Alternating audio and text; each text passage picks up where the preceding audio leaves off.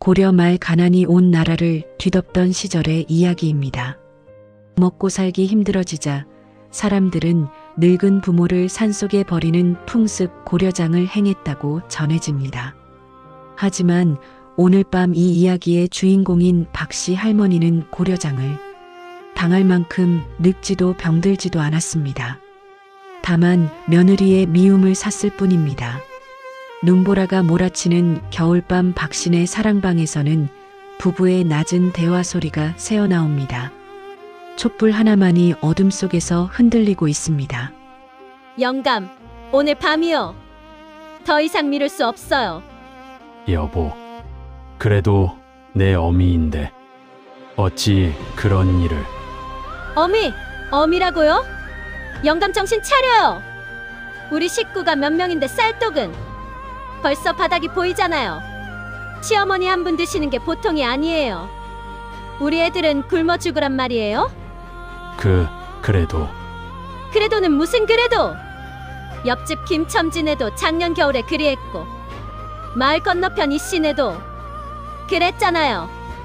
다들 먹고 살자고 하는 거예요. 우리만 유별나게 굴 수는 없어요. 만석은 아내의 말에 고개를 떨구고 맙니다. 지난 석 달 동안 아내는 하루도 빠짐없이 같은 이야기를 했습니다. 처음엔 단호히 거절했던 만석이었지만 매일 밤 듣는 잔소리에 굶주린 아이들의 울음소리에 그의 마음도 조금씩 흔들리기 시작했습니다. 방 건너편 작은 골방에서 박씨 할머니는 이 모든 대화를 듣고 있습니다. 구독과 좋아요, 어디서 보고 계시는지 댓글 주시면 그곳으로 행운을 보내드릴게요. 그럼 오늘 이야기 시작할게요. 얇은 벽 하나를 사이에 두고 자신의 운명이 결정되는 소리를 들으며 할머니는 조용히 눈물을 흘립니다. 나 때문에 내가 짐이 되어서. 할머니의 가슴 속에는 서러움보다 미안함이 더 큽니다. 평생을 성실하게 살아왔습니다. 남편을 일찍 여의고 홀로 아들을 키웠습니다. 품팔이를 하고 삭바느질을 하며 손에 굳은 살이 박이도록 일했습니다. 아들 장가 보내는 날 행복했습니다. 이제 편히 쉴 수 있을 거라 생각했습니다. 하지만 며느리는 달랐습니다. 시집온 첫날부터 시어머니를 귀찮은 존재로 여겼습니다. 할머니가 무엇을 해도 트집을 잡았습니다. 밥을 해도 빨래를 해도 손주들을 돌봐도 늘 불만이었습니다. 영감, 결정하세요. 오늘 아니면 내일 어차피 해야 할 일 아니에요? 만석은 긴 한숨을 내쉽니다. 그의 눈에는 눈물이 고여 있습니다. 알았소. 오늘 밤 삼경이 넘으면 하겠소. 잘 결정했어요, 영감. 이게 다 우리 식구를 위한 거예요. 만석댁의 목소리에는 일말의 죄책감도 없습니다. 오히려 문제를 해결했다는 듯한 시원함마저 느껴집니다. 그녀는 벌써 시어머니가 없는 내일을 그리고 있습니다. 시어머니 몫의 쌀로 무엇을 해먹일지, 시어머니 방을 어떻게 쓸지 계산이 빠릅니다. 밤이 깊어갑니다. 바람은 더욱 거세지고 눈은 쉴 새 없이 내립니다. 이런 날씨에 늙은이를 산속에 두고 온다는 것은 곧 죽음을 의미합니다. 만석도 만석댁도 그리고 할머니 자신도 그 사실을 잘 알고 있습니다. 삼경이 넘었습니다. 마을 사람들이 모두 잠든 시각 만석이 어머니의 방문을 조심스럽게 엽니다. 촛불도 없는 어둠 속에서 할머니는 이미 준비를 마치고 앉아 계십니다. 어머니, 말을 잇지 못하는 만석. 할머니는 조용히 일어섭니다. 괜찮다, 아가. 내 탓이 아니니 가자꾸나. 할머니의 목소리는 놀랍도록 평온합니다. 원망도 분노도 없습니다. 다만 아들에 대한 연민과 체념만이 배어 있습니다. 이것이 더 만석의 가슴을 찢습니다. 어머니, 저를 용서하십시오. 만석의 목소리가 떨립니다. 할머니는 아들의 손을 꼭 잡습니다. 용서할 것도 없다. 이것이 내 어미의 운명인가 보구나. 다만 부디 내 자식들에게만큼은 같은 일을 당하지 말거라. 만석은 어머니를 업습니다. 한때 든든했던 어머니의 몸은 이제 너무나 가볍습니다. 뼈만 앙상하게 남은 몸이 만석의 등에서 흔들립니다. 뒷문으로 나섭니다. 만석댁이 문틈으로 지켜보고 있습니다. 그녀의 얼굴에는 만족스러운 미소가 번집니다. 드디어 골칫거리를 치우는 것입니다. 눈 덮인 산길을 오릅니다. 발밑에 눈이 뽀드득거립니다. 바람이 얼굴을 때립니다. 어둠 속에서 만석은 묵묵히 걷습니다. 등에 어머니도 아무 말이 없습니다. 한참을 걸었을까? 마을에서 한참 떨어진 깊은 산속 절벽 아래 바위굴이 나타납니다. 이곳은 마을 사람들 사이에서 버림의 굴이라 불리는 곳입니다. 고려장을 할 때 사람들이 늙은 부모를 두고 가는 곳입니다. 만석은 어머니를 조심스럽게 굴 속에 내려놓습니다. 바람이라도 막을 수 있도록 안쪽 깊은 곳에 모십니다. 어머니, 어머니, 만석은 더 이상 말을 잇지 못합니다. 눈물이 뺨을 타고 흐릅니다. 할머니는 아들의 볼을 쓰다듬습니다. 울지 말거라 아가야. 이 어미는 괜찮다. 그저 내 아이들 잘 키우고 내 마누라와 사이좋게 지내거라. 그것만이 이 어미의 소원이다. 어머니, 만석이 할머니를 껴안으려 하자 뒤에서 날카로운 목소리가 들립니다. 영감, 뭐 하는 거예요? 빨리 안 내려와요? 만석댁이 산 아래에서 소리칩니다. 달빛에 비친 그녀의 모습은 차갑기만 합니다. 만석은 떨리는 손으로 품속에서 작은 보따리를 꺼냅니다. 며느리 몰래 싸운 것입니다. 식은 밥 한 덩이와 무 조각 몇 개가 전부입니다. 어머니, 이것이라도. 고맙다 아가야. 이제 가거라. 돌아보지 말고. 만석은 비틀거리며 일어섭니다. 굴을 나서면서도 몇 번이고 뒤를 돌아봅니다. 하지만 어둠 속에서 어머니의 모습은 보이지 않습니다. 다만 할머니의 작은 신음소리만이 바람결에 실려 들릴 뿐입니다. 산을 내려오는 만석의 발걸음은 천근만근 무겁습니다. 눈물이 얼굴을 적십니다. 뒤에서 만석댁이 재촉합니다. 빨리 가요, 영감. 날 새기 전에 집에 가야죠. 만석은 고개를 떨구고 걷습니다. 한 걸음 한 걸음 내디딜 때마다 그의 가슴은 찢어집니다. 이것이 불효의 길임을, 이것이 씻을 수 없는 죄악임을 그는 압니다. 하지만 이미 돌이킬 수 없습니다. 바위굴 속 할머니는 홀로 앉아 있습니다. 추위가 뼛속까지 파고듭니다. 바람이 굴 안으로 몰아칩니다. 할머니는 떨리는 손으로 만석이 두고 간 보따리를 엽니다. 차가운 밥 한 덩이를 입에 넣지만 삼켜지지 않습니다. 눈물이 밥을 적십니다. 내 무슨 죄를 지었기에, 내 평생 무슨 잘못을 했기에. 할머니의 절규가 텅 빈 굴 속에 메아리칩니다. 하지만 대답하는 이는 아무도 없습니다. 다만 매서운 겨울바람만이 할머니의 울음을 삼킬 뿐입니다. 그날 밤 박신의 집에서는 만석댁의 만족스러운 웃음소리가 들렸습니다. 하지만 만석은 밤새 잠을 이루지 못했습니다. 어머니의 마지막 모습이, 그 슬픈 눈빛이, 떨리는 목소리가 귓가를 떠나지 않았습니다. 그리고 깊은 산속 바위굴에서는 한 늙은 어머니가 추위와 배고픔 속에서 죽음을 기다리고 있었습니다. 한편 같은 마을, 가장 변두리 허름한 오막살이 한 채가 있습니다. 지붕은 곳곳이 헤어져 비가 오면 물이 셉니다. 벽은 금이 가 있고 문은 삐걱거립니다. 하지만 이 집에 사는 청년의 마음만큼은 누구보다 따뜻합니다. 삼돌이 나이 31, 부모 없이 자란 고아입니다. 어릴 적 부모를 잃고 마을 사람들의 동량으로 겨우 목숨을 이어왔습니다. 글을 배울 기회도 장가갈 돈도 없었습니다. 다만 산에서 약초를 캐고 나무를 해서 파는 것이 그의 전부였습니다. 마을 사람들은 그를 바보 삼돌이라 불렀습니다. 머리가 나빠서가 아닙니다. 너무 착해서입니다. 남이 무엇을 부탁하면 거절하지 못합니다. 자기 것을 나눠주고도 미안해합니다. 속아도 웃고 당해도 참습니다. 동이 틉니다. 삼돌이는 벌써 일어나 준비를 합니다. 오늘은 깊은 산속으로 약초를 캐러 가는 날입니다. 겨울철에 캘 수 있는 약초는 많지 않지만 그래도 운이 좋으면 귀한 것을 구할 수 있습니다.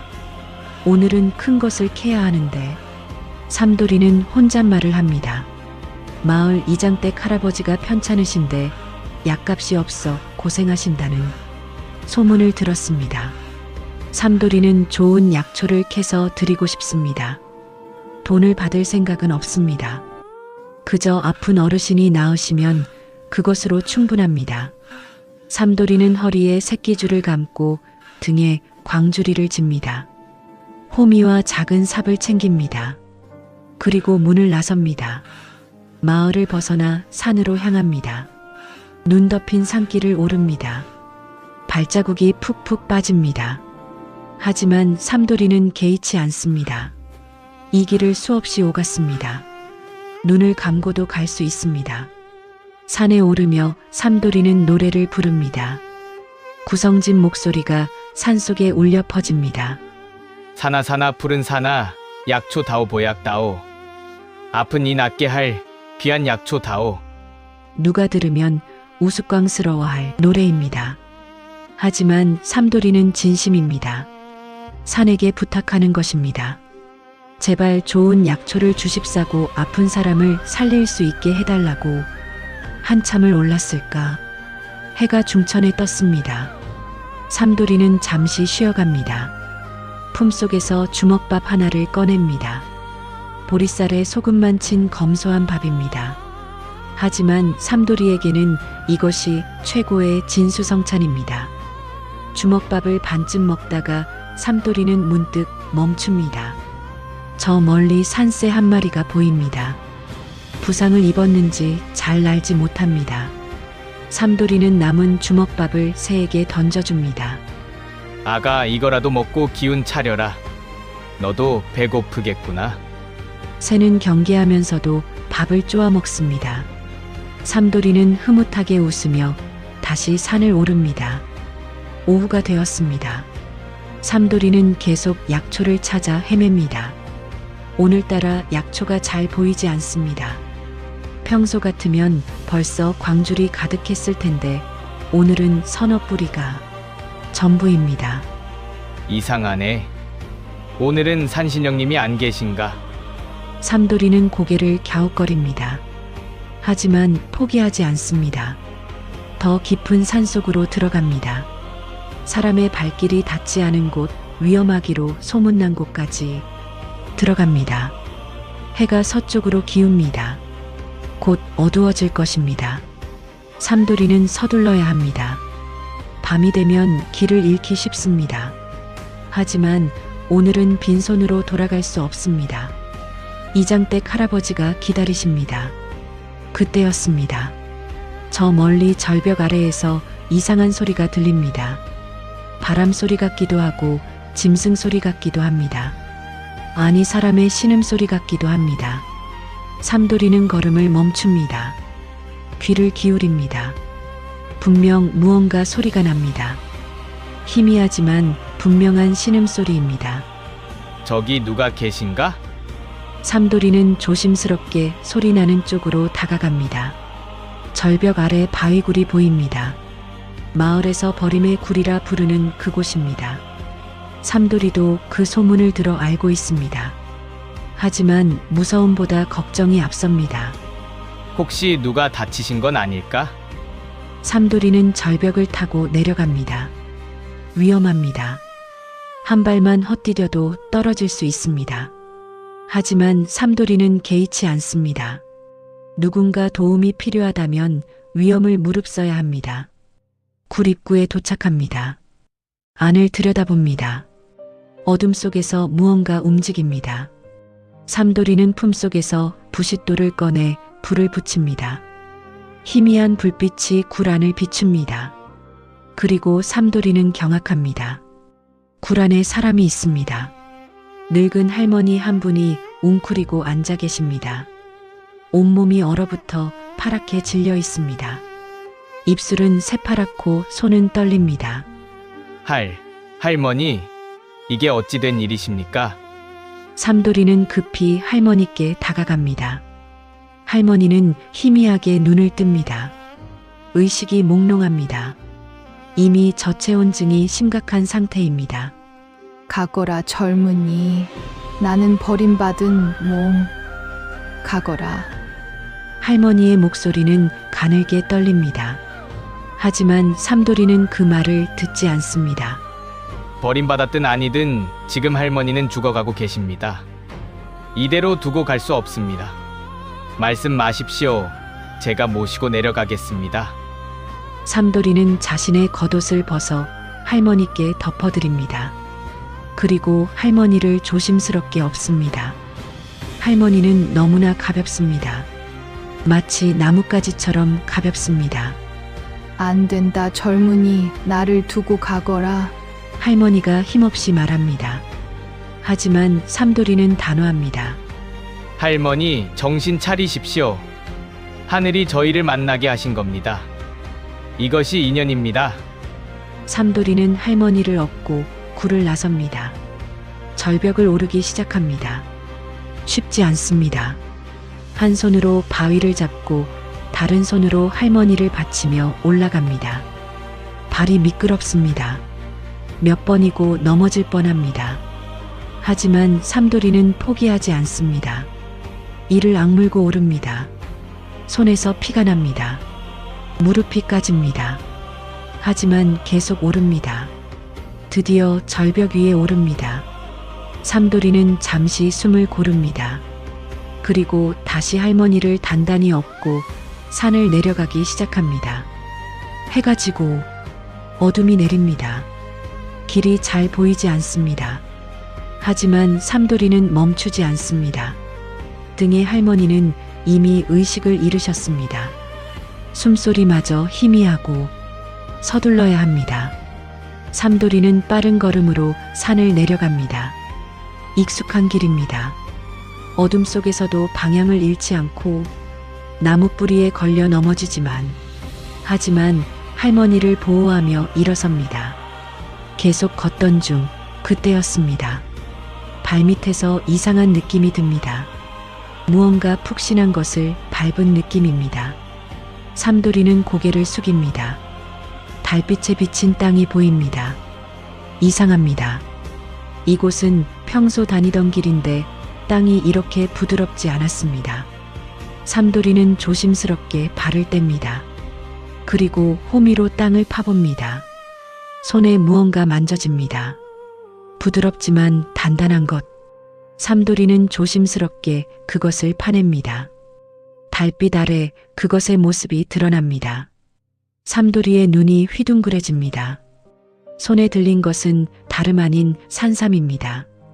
그것도 보통 산삼이 아닙니다. 뿌리가 굵고 길며 형상이 완벽합니다. 100년은 좋게 넘은 영물입니다.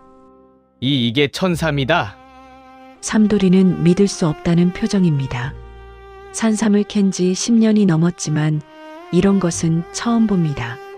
마을 장터에 내다 팔면 큰 돈이 될 것입니다. 하지만 놀라움은 여기서 끝이 아닙니다. 주변을 살피니 같은 크기의 산삼이 더 있습니다. 하나, 둘, 셋, 넷. 모두 5뿌리입니다. 모두 100년 묵은 천삼입니다. 삼돌이는 떨리는 손으로 산삼을 조심스럽게 정성껏 캐어서 광주리에 담습니다. 등에 할머니께서 작게 신음하십니다. 삼돌이는 정신을 차립니다. 할머니, 조금만 참으세요. 곧 마을에 도착합니다. 삼돌이는 산삼을 챙기고 다시 할머니를 업습니다. 그리고 산을 내려갑니다. 이제 마을이 가깝습니다. 불빛이 보입니다. 삼돌이의 가슴이 뜁니다. 할머니를 살려야 한다는 생각뿐입니다. 산삼은 그 다음입니다. 지금 가장 중요한 것은 할머니의 목숨입니다. 한밤중 삼돌이의 오막살이에 불이 환하게 켜집니다. 삼돌이는 할머니를 자신의 방에 모십니다. 유일한 이불을 덮어드립니다. 그리고 급히 부를 때 방을 따뜻하게 합니다. 할머니는 여전히 의식이 없습니다. 체온이 너무 낮습니다. 이대로는 위험합니다. 삼돌이는 따뜻한 물을 끓입니다. 그리고 방금 캔 산삼 중 가장 작은 것 하나를 꺼냅니다. 산삼을 얇게 썰어 물에 달입니다. 진한 산삼 향이 퍼집니다. 삼돌이는 산삼물을 정성껏 끓입니다. 이것이 할머니를 살릴 수 있습니다. 산삼물이 우러납니다.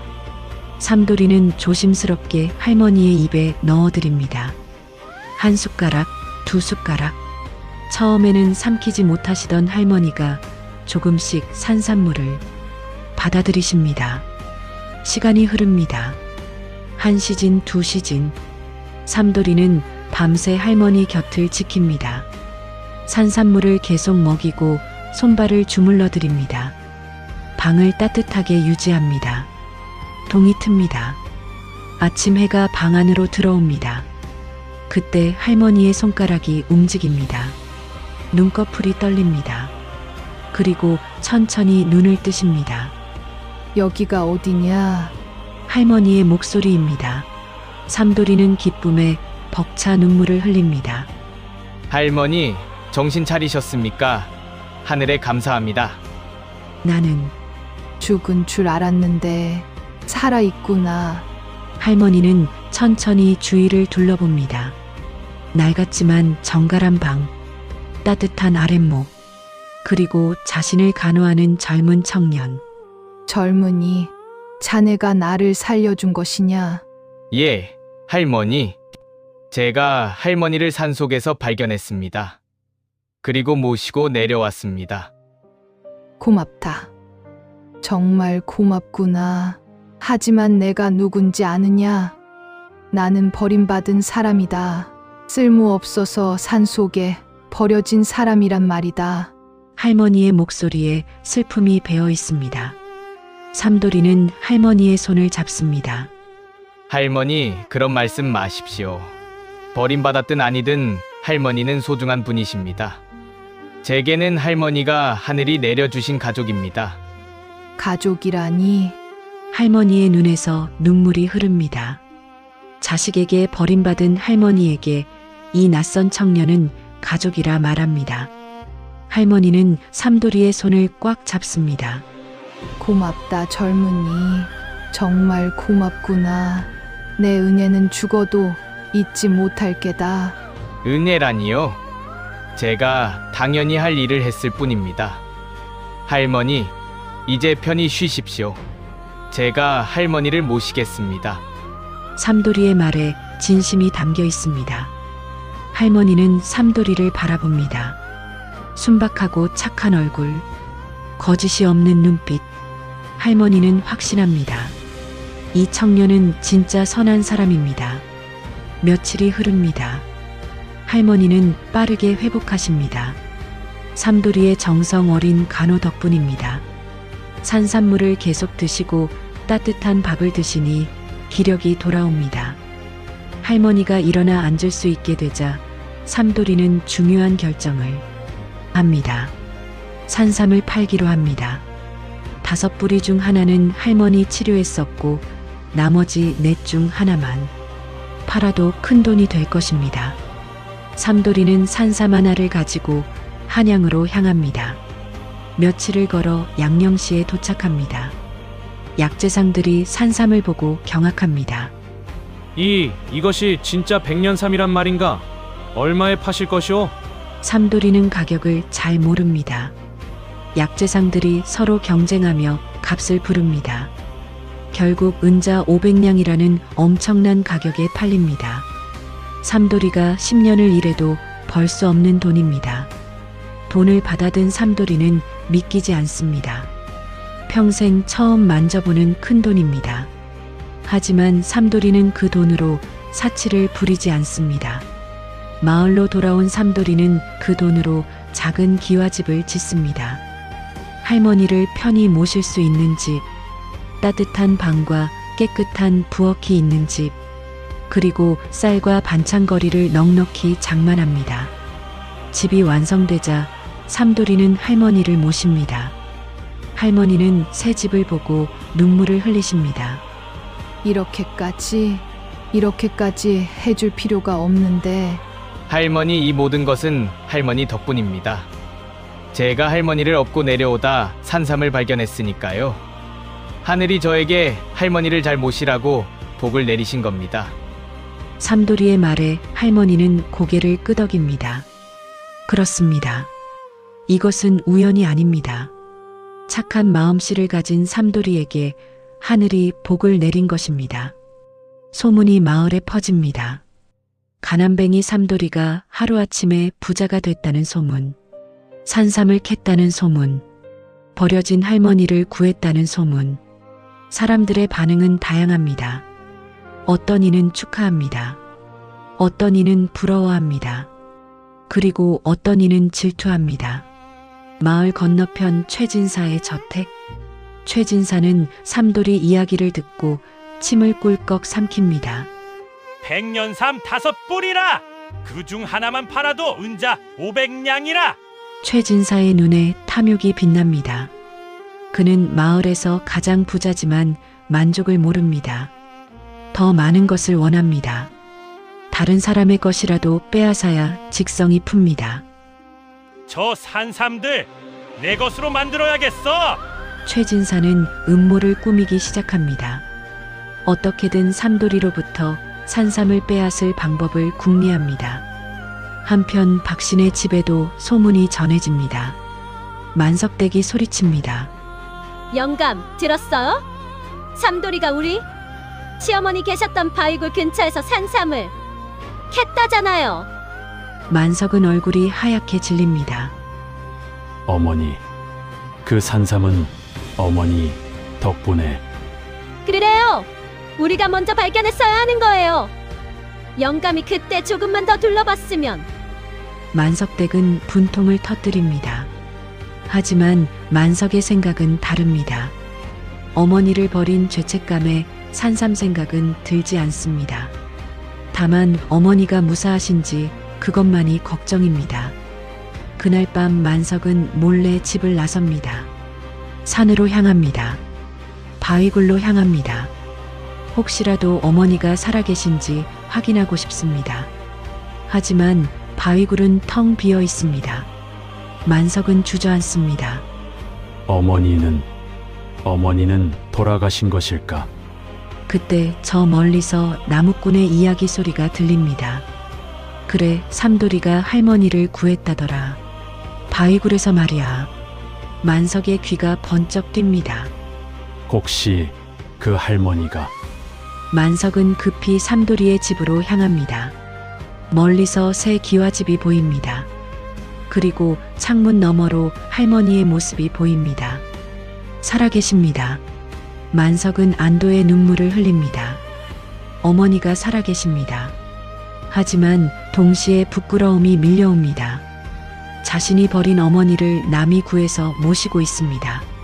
만석은 차마 문을 두드리지 못합니다. 멀리서 어머니의 모습만 바라봅니다. 어머니는 행복해 보이십니다. 삼돌이가 밥상을 들고 들어갑니다.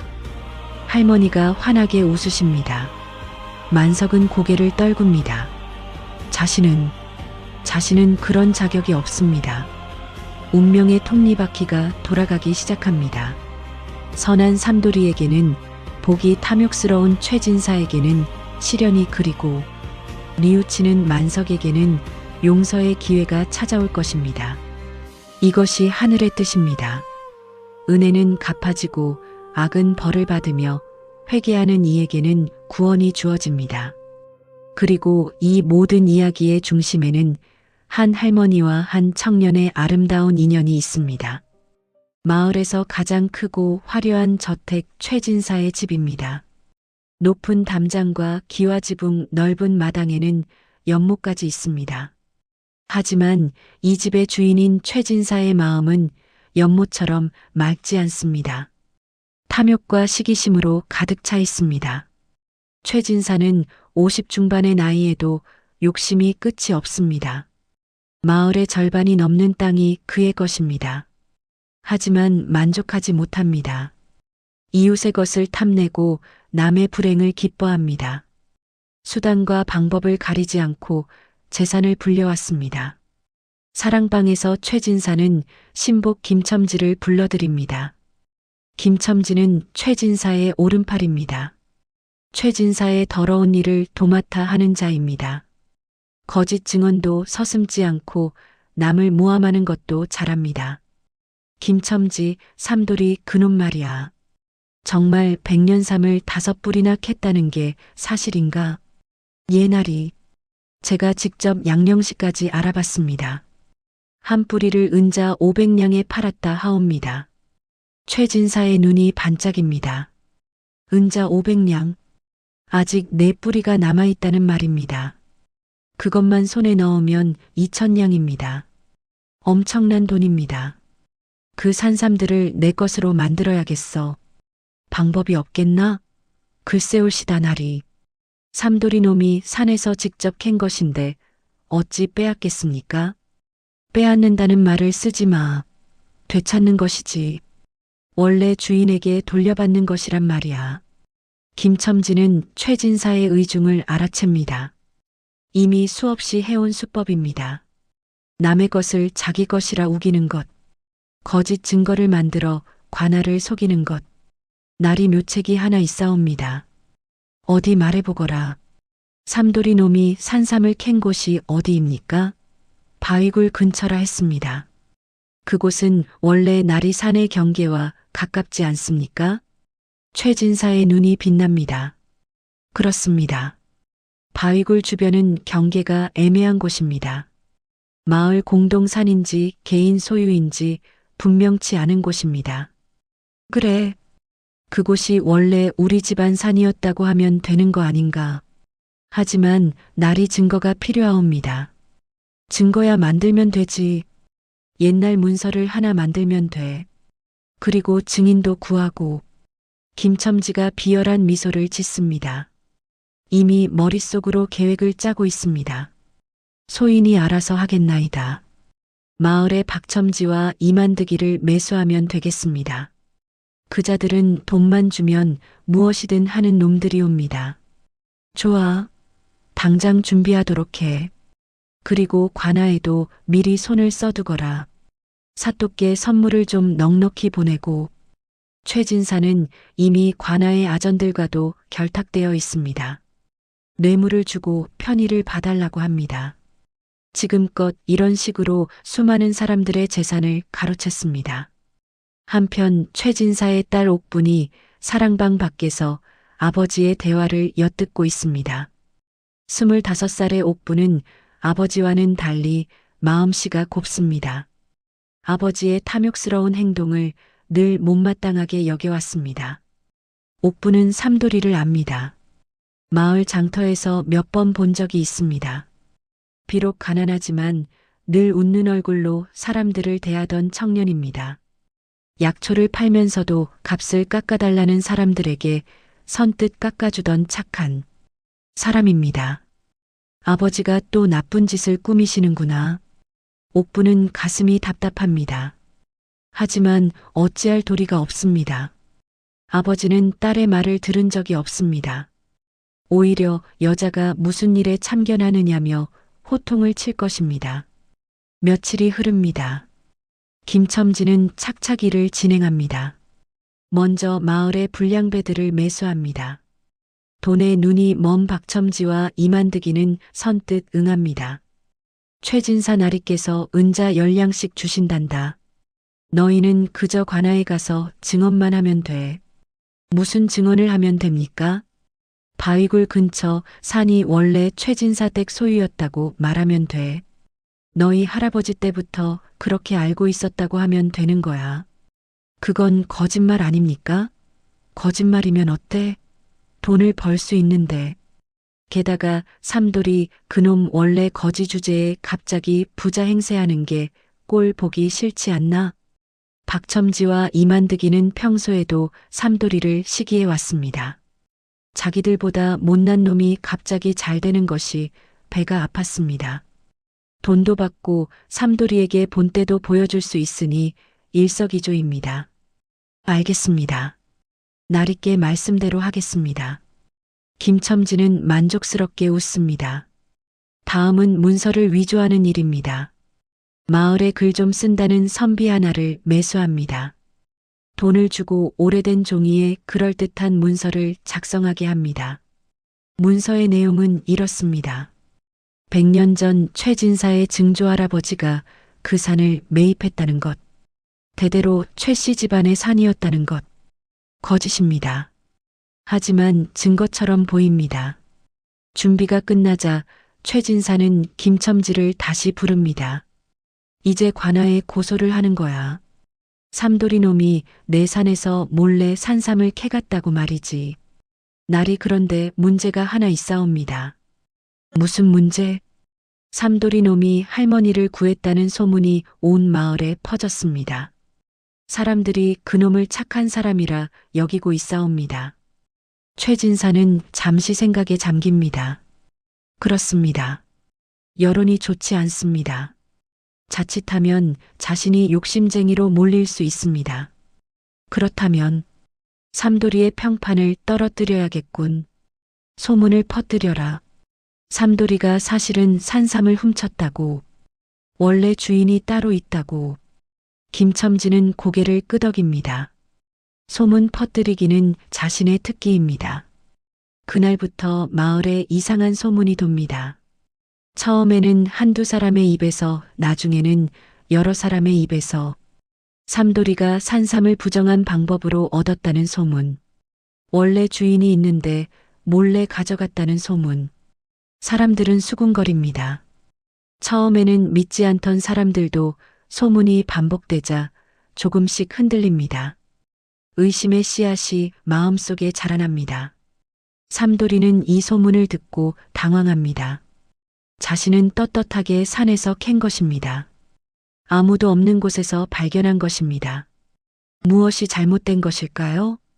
할머니, 이상한 소문이 도는데 어찌된 일인지 모르겠습니다. 박씨 할머니는 삼돌이의 손을 잡아줍니다. 오랜 세월을 살아온 할머니는 압니다. 이것이 누군가의 음모라는 것을. 삼돌아, 내가 잘못한 게 없다. 사람들이 내 성공을 시기하는 거란다. 흔들리지 말거라. 하지만 할머니, 사람들이 저를 나쁜 사람으로 여기면 어쩌죠? 진실은 언젠가 밝혀지는 법이다. 내가 떳떳하면 두려울 게 없단다. 할머니의 말에 삼돌이는 조금 안심합니다. 하지만 불안감은 가시지 않습니다. 며칠 후 관아의 관속이 삼돌이의 집에 찾아옵니다. 최진사가 고소장을 제출한 것입니다. 삼돌이는 관아로 불려갑니다. 사또 앞에 섭니다. 최진사도 와 있습니다. 그리고 증인으로 박첨지와 이만득이도 있습니다. 삼돌이, 내가 캔 산삼이 최진사 댁산에서 난 것이 맞느냐? 아니옵니다, 사또. 저는 주인 없는 산에서 캤사옵니다. 주인 없는 산이라니. 이 문서를 보거라. 최진사가 위조한 문서를 내밉니다. 사또가 문서를 살핍니다. 그럴듯해 보입니다. 이 문서에 따르면 그곳은 최씨 집안의 산이라 되어 있구나. 사또, 그건 사실이 아닙니다. 저는 그런 표시를 본 적이 없습니다. 표시? 오래되어 없어졌을 수도 있지. 증인들을 불러라. 박첨지와 이만득이가 나섭니다. 돈을 받은 그들은 거리낌 없이 거짓말을 합니다. 저희 할아버지 때부터 그곳은 최진사 댁산으로 알고 있었사옵니다. 맞사옵니다. 마을 사람들이 다 아는 사실이옵니다. 삼돌이는 억울합니다. 하지만 증거가 없습니다. 문서도 없고 증인도 없습니다. 다만 자신의 말뿐입니다. 사또, 저는 정말 몰랐습니다. 그곳이 누구 산인지.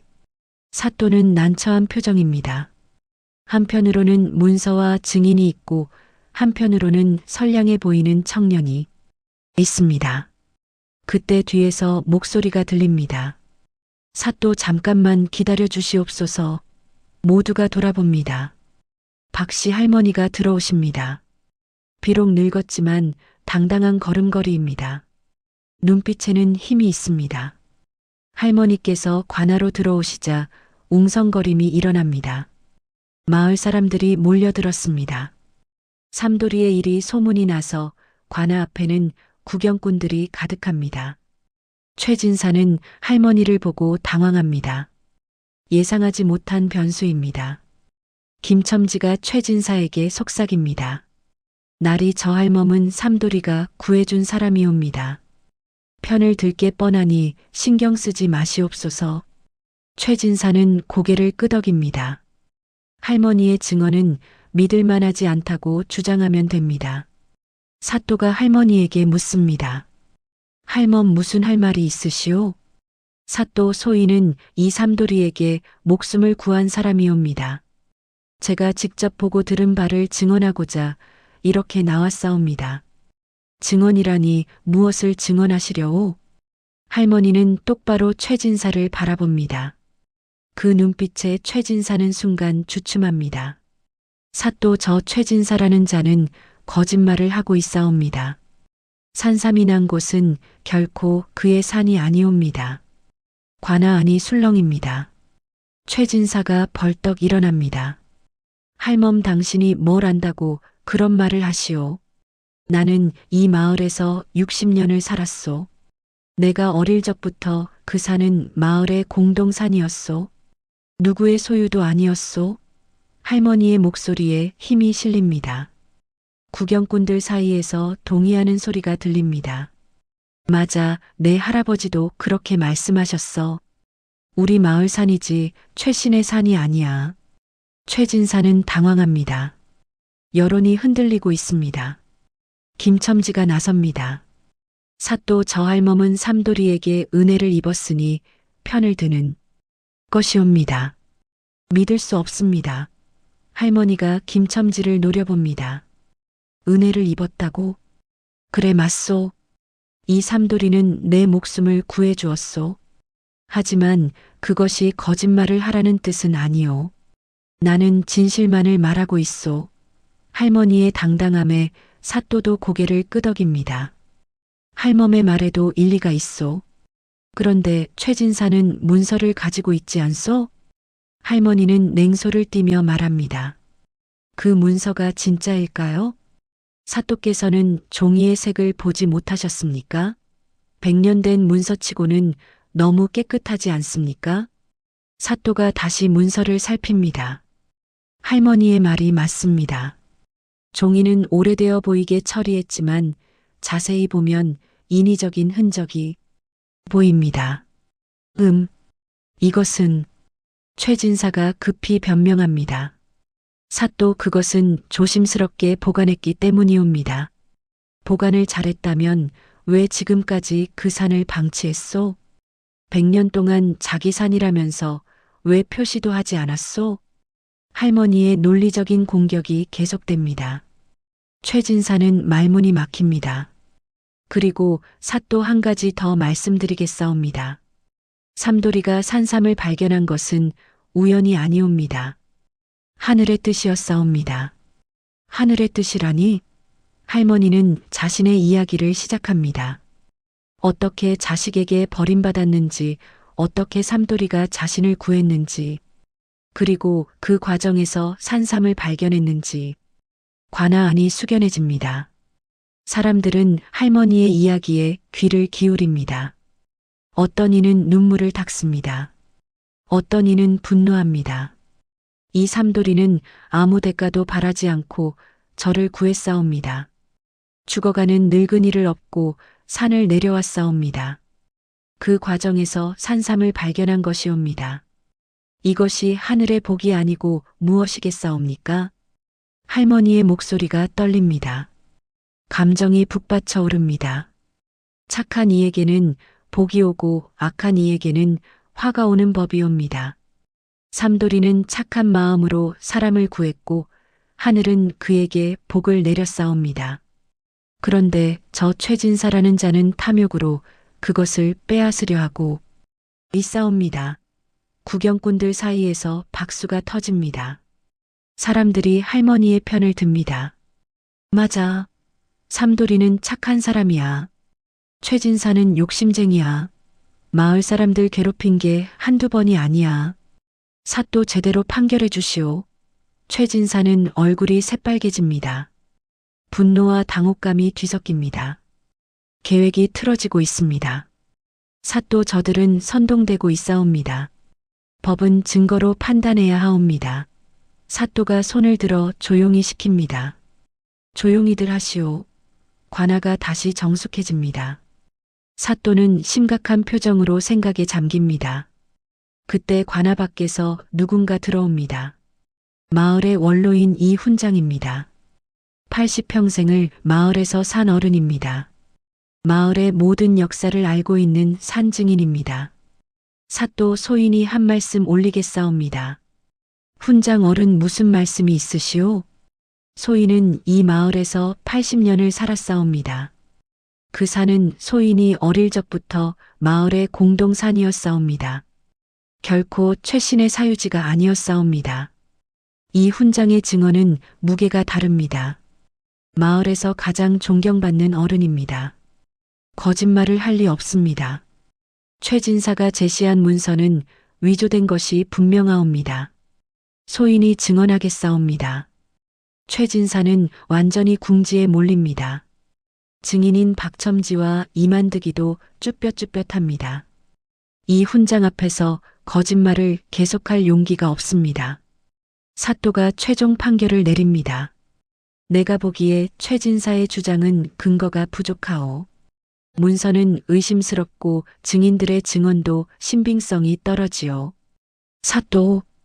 반면 할머니와 훈장 어른의 증언은 일관되고 믿을만하오. 그리고 무엇보다 삼돌이가 선행을 베풀다 산삼을 발견했다는 것은 명백한 사실이오. 사또는 위험 있게 말을 이어갑니다. 따라서 본관은 삼돌이에게 무혐의를 선언하오. 산삼은 정당하게 그의 것이오. 관아 안에 환호성이 터집니다. 사람들이 박수를 칩니다. 삼돌이는 믿기지 않는다는 표정으로 사또를 바라봅니다. 그리고 최진사, 네네. 당신은 거짓 문서로 관아를 속이려 했소. 이는 중죄요. 하지만 이번에는 벌금 100냥으로 대신하겠소. 다시는 이런 짓을 하지 마시오. 최진사는 땅을 칩니다. 벌금도 아깝지만 무엇보다 망신이 큽니다. 온 마을 사람들 앞에서 거짓말쟁이로 밝혀진 것입니다. 김첨지와 박첨지 이만득이도 벌을 받습니다. 거짓 증언을 한 죄로 각각 태형 10대와 벌금을 받습니다. 판결이 끝나고 사람들이 삼돌이를 축하합니다. 할머니는 삼돌이를 껴안습니다. 삼돌아 잘했다. 내가 떳떳했기에 이긴 거란다. 할머니 감사합니다. 할머니께서 증언해주지 않았다면 당연한 일을 했을 뿐이다. 진실은 언젠가 밝혀지는 법이니라. 이 훈장도 다가와 삼돌이의 어깨를 두드립니다. 젊은이 자네는 이 마을의 자랑이야. 착한 마음씨를 잃지 말게. 예 훈장 어른. 명심하겠습니다. 사람들이 삼돌이와 할머니를 호위하며 집으로 향합니다. 마을 잔치라도 벌일 기세입니다. 한편 최진사는 쓸쓸히 집으로 돌아갑니다. 길에서 사람들이 수군거립니다. 최진사 꼴 좀 봐라. 욕심이 과하면 저렇게 되는 거야. 최진사는 주먹을 불끈 쥡니다. 분노가 치밉니다. 하지만 어쩔 수 없습니다. 이미 게임은 끝났습니다. 집에 도착한 최진사는 사랑방에 틀어박힙니다. 술을 마시며 분을 사깁니다. 한편 박신의 집에서는 만석이 고민에 빠져 있습니다. 관아의 소문을 들었습니다. 어머니께서 증언을 하셨다는 것. 삼돌이를 구해주셨다는 것. 만석은 가슴이 찢어집니다. 자신이 버린 어머니가 남에게 은혜를 베풀고 계십니다. 자신은 불효자로 살고 있는데 어머니는 여전히 선하십니다. 만석댁이 투덜거립니다. 영감, 그 산삼 정말 아깝지 않아요? 우리가 좀만 더 살폈으면 우리 것이었을 텐데. 여보, 그런 말하지 마시오. 왜요? 사실이잖아요. 시어머니 때문에 우리가 손해본 거예요. 만석이 벌떡 일어섭니다. 평소에 순한 만석이 화를 내는 것은 처음입니다. 그만하시오. 어머니는 우리에게 아무 잘못도 하지 않았소. 잘못한 건 나요, 당신이요. 만석댁이 놀라 뒤로 물러섭니다. 만석의 눈에서 눈물이 흐릅니다. 나는 짐승만도 못한 놈이요. 내 어미를 산속에 버렸소. 죽으라고 버렸소. 만석은 주저앉아 울부짖습니다. 석 달 동안 쌓였던 죄책감이 터져나옵니다. 어머니, 용서해 주십시오. 만석댁도 처음으로 죄책감을 느낍니다. 남편의 모습을 보니 자신이 무슨 짓을 한 것인지 깨닫습니다. 영감, 나는 어머니를 찾아뵙겠소. 무릎 꿇고 용서를 빌겠소. 만석은 집을 나섭니다. 삼돌이의 집으로 향합니다. 발걸음이 무겁습니다. 어떤 얼굴로 어머니를 뵐까요? 삼돌이의 집 앞에 도착합니다. 마당에서 할머니가 빨래를 개고 계십니다. 삼돌이가 옆에서 거들고 있습니다. 평화로운 모습입니다. 만석은 대문 밖에서 한참을 망설입니다. 차마 들어갈 용기가 나지 않습니다. 그때 할머니가 고개를 들어 만석을 봅니다. 두 사람의 눈이 마주칩니다. 할머니는 놀라지 않습니다. 이미 알고 있었다는 듯 조용히 빨래를 내려놓습니다. 삼돌아, 잠깐 심부름 좀 다녀오겠니? 예, 지금요? 응마을 이장댁에 가서 인사 좀 드리고 와라. 오늘 도와주신 것 감사하다고. 삼돌이는 영문을 모르겠지만 고개를 끄덕입니다. 할머니의 부탁을 거절할 수 없습니다. 삼돌이가 나가고 할머니와 만석만 남습니다. 할머니가 먼저 입을 엽니다. 들어오너라. 어머니. 만석은 떨리는 발걸음으로 안으로 들어갑니다. 할머니 앞에 섭니다. 그리고 무릎을 꿇습니다. 어머니, 용서해 주십시오. 제가 짐승만도 못한 짓을. 만석은 말을 잇지 못하고 울음을 터뜨립니다. 어른 남자의 오열입니다. 할머니도 눈물을 흘립니다. 하지만 목소리는 침착합니다. 일어나거라, 아가야. 어머니, 일어나라니까. 만석이 천천히 일어섭니다. 할머니는 아들의 얼굴을 바라봅니다. 수척해진 얼굴, 밤낮 죄책감에 시달렸을 얼굴입니다. 너도 많이 괴로웠구나. 어머니, 저는 괜찮다. 다 지나간 일이다. 할머니의 말에 만석은 더욱 울음을 터뜨립니다. 어머니, 어찌 그렇게 말씀하실 수 있으십니까? 저는 어머니를 죽이려 했습니다. 너는 나를 죽이려 한 게 아니다. 살고 싶었던 거지. 내 식구를 먹여 살리고 싶었던 거란다. 하지만 할머니는 아들의 손을 잡습니다. 나는 너를 용서한다. 내가 살기 위해 한 일이니까. 하지만 아가야, 한 가지만 약속하거라. 무엇이든 하겠습니다, 어머니. 내 자식들에게는 같은 일을 당하지 말거라. 그러려면 지금부터라도 바르게 살아야 한다. 자식들에게 효를 가르쳐야 한다. 만석은 고개를 끄덕입니다. 눈물로 범벅이 된 얼굴로 어머니를 바라봅니다. 예, 어머니. 명심하겠습니다. 그리고 어머니, 집으로 돌아오십시오. 제발 돌아오십시오. 제가 잘못했습니다. 제대로 모시겠습니다. 할머니는 고개를 젓습니다. 아니다, 아가야. 나는 이제 이곳이 편하다.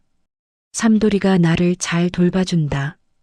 어머니, 너는 내 가족을 잘 돌봐라. 그것이 이 어미가 바라는 것이다. 그리고 가끔 찾아와 얼굴이나 보여다오. 만석은 눈물을 닦으며 고개를 숙입니다. 예, 어머니. 감사합니다. 정말 감사합니다. 그때 삼돌이가 돌아옵니다. 만석을 보고 놀랍니다. 할머니, 이분은 내 아들이란다. 삼돌이는 이해합니다. 할머니를 버린 아들. 하지만 삼돌이는 원망하지 않습니다. 사람은 누구나 실수를 합니다. 중요한 것은 뉘우치는 것입니다. 어르신 안녕하십니까? 만석은 삼돌이에게 큰 절을 합니다. 고맙습니다. 정말 고맙습니다. 제 어머니를 살려주셔서 당연한 일을 했을 뿐입니다. 만석은 품속에서 무언가를 꺼냅니다. 은자 몇 냥입니다. 자신이 가진 전부입니다. 이것은 보잘것없지만 어머니를 돌봐주신 은혜에 대한. 삼돌이는 손사래를 칩니다. 아닙니다. 저는 돈을 받을 수 없습니다. 할머니는 제게 가족이십니다. 만석은 삼돌이의 손을 꽉 잡습니다.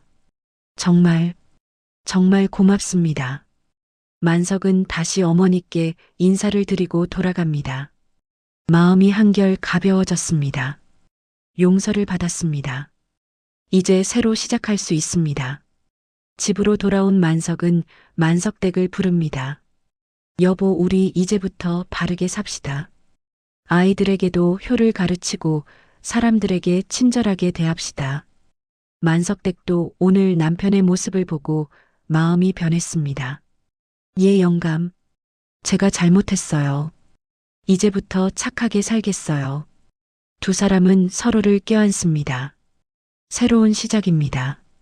한편 최진사의 집에서는 옥분이 아버지를 찾아갑니다. 아버님, 뭐냐? 아버님, 이제 그만 욕심을 버리시지 않으시렵니까? 뭐라고? 삼돌이는 착한 사람입니다. 할머니를 구한 선한 사람입니다. 그런 사람을 괴롭히는 것은 옳지 않습니다. 최진사는 딸을 노려봅니다.